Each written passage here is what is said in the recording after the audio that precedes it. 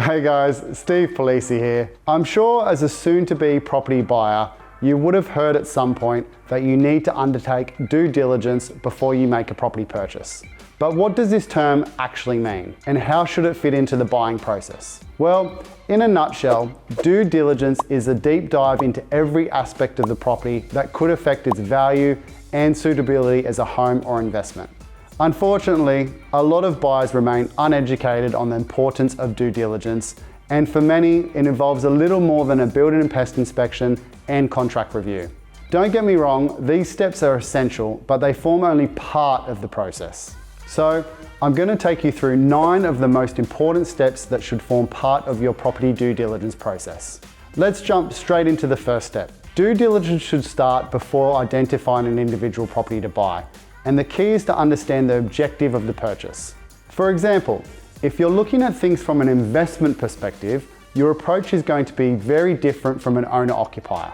If you're looking to occupy your home and not rent it out, you should consider how long you intend to live in a property and its suitability over that period. Investors, on the other hand, should be targeting properties that see demand from multiple buyer types to maximize their chance of price and rental growth. Step 2.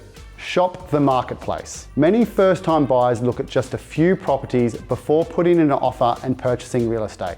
The pitfall here is that you have no idea what else is out there because your sample size is so small. So, my advice would be to spend a few months shopping around to see what the marketplace has to offer before you buy. Which brings me to my next step. Number 3.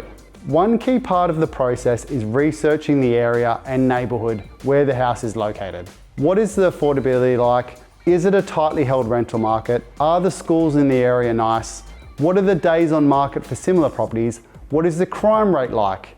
Is the neighborhood well maintained? And is accessing public transport relatively easy? The area research list goes on. Step 4. If you're financing a property, apply the same idea as in step 2 and compare multiple interest rates and loan options. By taking a little bit extra time on your due diligence and getting the best mortgage and financing option, you'll know you're putting your best foot forward. That leads me to step 5. Have you stress tested your finances to find out if you can afford the repayments if interest rates were to say go up by 2% or higher? Or if you have one income? That way you'll know you're prepared for anything. Once you have found your dream home, the 6th step is to have property inspected. This is an important step in the process of buying a home, as it can help you identify any potential problems that may need to be addressed. A professional inspector will check for signs of termite damage, structural issues, and other potential problems. They'll also take note of any cosmetic damage that might need to be repaired. Once the inspection is complete, you'll be given a report that will detail any areas of concern. This information will help you make an informed decision about whether or not to proceed with the purchase of the property. In some instances, you can use this report to go back and renegotiate the price. I would suggest looking into whether the property has experienced flooding or bushfires or has any concerning overlays. Properties are sometimes subject to the risk of fire and flooding due to their location. You should properly investigate these risks and consider their implications for land management, buildings, and insurance premiums. Step 8. Negotiate. Remember, you don't have to accept the asking price. You should always try to negotiate. And step 9, enlist a solicitor or conveyancer. Conveyancing is an important process that facilitates the legal transfer of ownership of a property from the vendor to the buyer. A conveyancer will take care of all the legalities involved and check the title deed and contract. So be sure not to sign anything until your solicitor gives you the go-ahead. Due diligence isn't always the most fun part of the process, but it's essential if you want to avoid any unpleasant surprises down the line. If you're not sure where to start, you might consider hiring a buyer's agent.